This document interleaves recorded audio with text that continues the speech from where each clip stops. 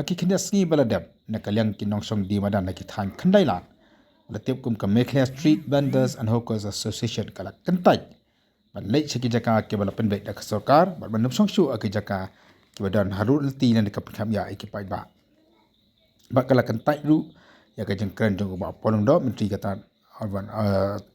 bakal kentai ru ya ka jengkren jong u menteri kata tourism ba polong do ban kandia no sekretai ke jaka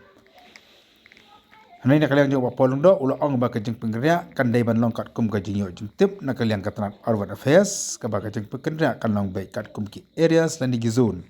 susu ulah on penting kenaru ba kejeng penggerak yaki kalau kat kum ki jeng ka journal kam bi jaka ka long ru kat kum kejeng pen baik nak kalian katran penraisar Kajing grand kejunga kalau baik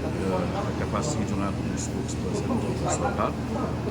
di bak ya kebanggaan kerong case report wa layo na Department of Urban Affairs Deputy CM in charge of Urban Affairs masuk dalam hal ulai keju ika statement di bak layo ya kejingan gap yang fokus kebun dan kalau nak kamu gina makan susunan ada proses kembali ini lah indicate area wise, zone wise, no kita net channel. Di buat ingin penting kenaru bagi facilities kita juga kita hampa banyak kami juga mentah. Nalor bah cuma kalau mentah mereka cuma ya kayan lagi lanjur di crime pedestrians di kenekanan buruk susu dia kecil nak cakapnya surat kejuni lagi jinjau yang umlah sengit dan kesuki response time demi cakapnya cakap cukup plus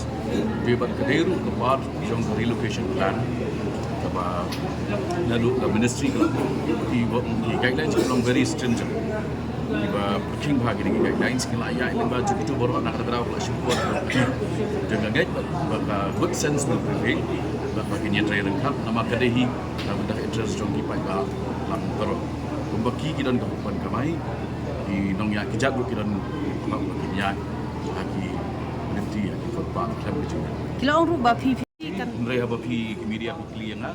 keren in my capacity as spokesperson of the government of Meghalaya keren baik kita dengan keren in my individual capacity nama keren baik information ke New York nak department concern dari department of Urban Affairs.